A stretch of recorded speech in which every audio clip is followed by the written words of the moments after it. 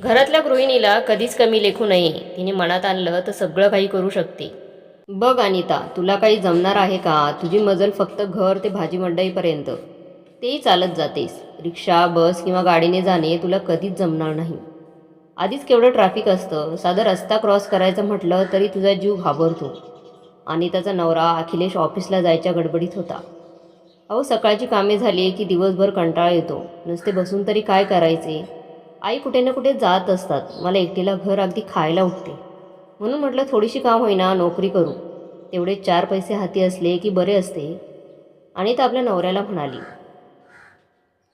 पण तुला जमणार आहे का नोकरी? घर सांभाळणं इतकं सोपं नसतं. शिवाय नोकरी करून घर सांभाळणं देखील कठीण असतं. नंतर तुलाच धावपळ करायचा कंटाळा येईल. आणि पगार असं कितीसे मिळेल गं? माझ्या पगारा एवढा तर नाही ना? अखिलेश बेफिकीरपणे म्हणाला. घर सांभाळणे देखील वाटते तितके सोपे नाही हां. मला पण नोकरी करावीशी वाटते. करू दे ना अखिलेश. नंतर जमली नाही तर सोडून देईन. मात्र आधीच जमणार नाही असे का म्हणता तुम्ही? अनिता वैतागून म्हणाली. खरंच गरज आहे का नोकरीची? मी कमावतो तेवढं पुष्कळ आहे ना.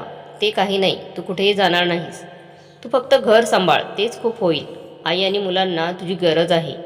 नोकरीची नाटकं नकोत असती, असं म्हणत अखिलेश कामावर निघून गेला. मुलाचा आणि सुनेचा संवाद ऐकणाऱ्या छायाताईंनी आपल्या खोलीतून अनिताला हाक मारली. अगं, त्याला पसंत नाही ना, मग कशाला नोकरी करतेस? पण आई, हल्ली साऱ्या बायका घर सांभाळून नोकरी करतात, छान कमवतात. आणि नोकरीमुळे माझी स्वतंत्र ओळख निर्माण होईल. जगात वावरण्याचा आत्मविश्वास येईल. सारखे पैसेही मागावं लागणार नाही त्यांच्याकडे. आणि मुलंही तितकी लहान राहिली नाहीत आता. त्यांना बरीच समज आली आहे. तेही खरंच आहे. अनिता नोकरी करायची मुभा नव्हती मला. पण छंद, आवडीनिवडी बऱ्याच होत्या. त्या मागे पडल्या साऱ्या. यांच्या स्वभावामुळे घरातून बाहेर पडण्याची देखील मुभा नव्हती. माझ्या सासूबाई स्वभावाने कडक होत्या. त्यांच्यापुढे बोलायची देखील हिंमत नव्हती माझी. मग छंद जोपायचे ते दूरच राहिले. आता खूप वाटते गं काहीतरी करावे. पण शरीर पहिल्यासारखं साथ देत नाही. मग भजन, कीर्तन, योगा यात मन रमवते. तुझे तसे नको व्हायला. तुला जे वाटते, जे आवडते ते कर. अगदी नोकरीच करायला पाहिजे असं काही नाही. मन रमेल, ज्याची आवड आहे तेच कर. म्हणजे मन लावून काम करता येतं. मी बोलते अखिलेशसोबत. तू काळजी करू नकोस. आपल्या सासूबाईंचे बोलणे ऐकून आणि त्याला खूप बरं वाटलं. संध्याकाळी अखिलेश उशिरा घरी आला. जेवता जेवता त्यानेच विषय काढला. मग नोकरीचं खूळ गेलं की नाही डोक्यातून? तशा छायाताई म्हणाल्या. अखिलेश, तुझ्या ऑफिसमध्ये सगळेच पुरुष काम करतात का रे? नाही तर मोजून 30 जणांचा स्टाफ आहे. त्यापैकी 12 जणी लेडीज आहेत. बरं, मग त्या साऱ्या लग्न झालेल्या असतील ना? त्याही घर सांभाळूनच काम करत असतील ना? हो, पण का? अखिलेशला कळेना. आईला नक्की काय विचारायचं आहे. अगं आई, साऱ्या जणींची छान मनमोकळी ओळख आहे आमच्याशी. या सगळ्या बायका आपापले घर सांभाळूनच नोकरी करतात. तूही सारं आणि त्याची बाजू घेऊन तर विचारत नाहीस ना? अखिलेश आईला म्हणाला.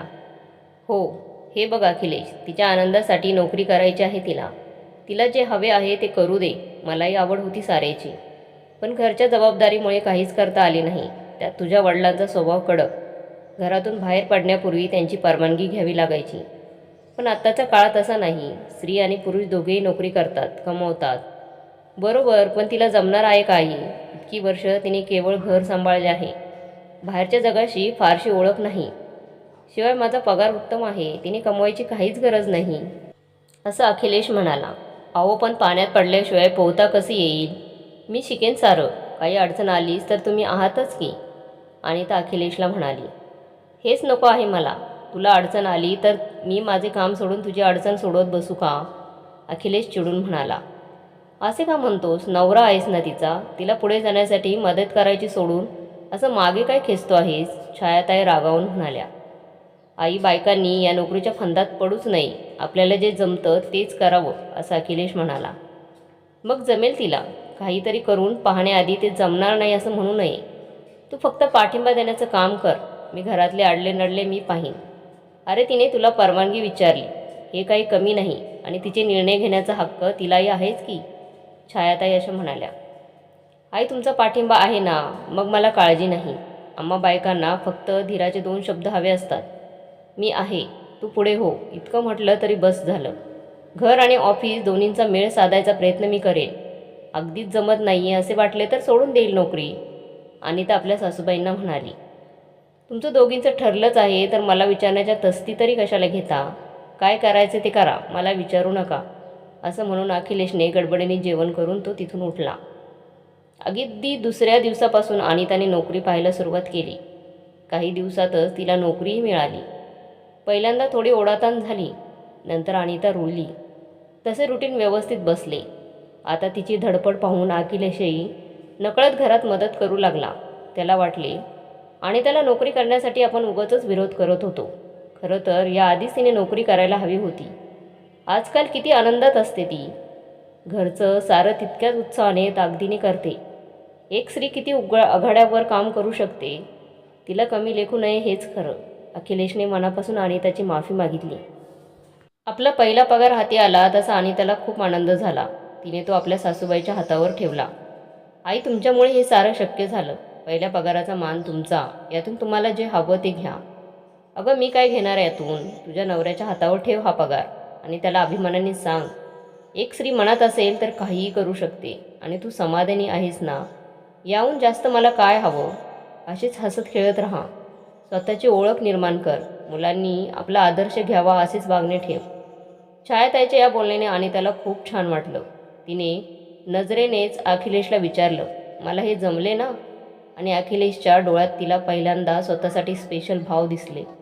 अनिता आज खूप आनंदात होती आणि आपणही हे करू शकतो याचा आनंद तिच्या चेहऱ्यावरून ओसांडून वाहत होता. मित्रांनो, तुम्हाला अनिताचा हा प्रवास कसा वाटला कमेंट बॉक्समध्ये नक्की कळवा. व्हिडिओ चांगला वाटला तर लाईक, शेअर, सबस्क्राईब नक्की करा.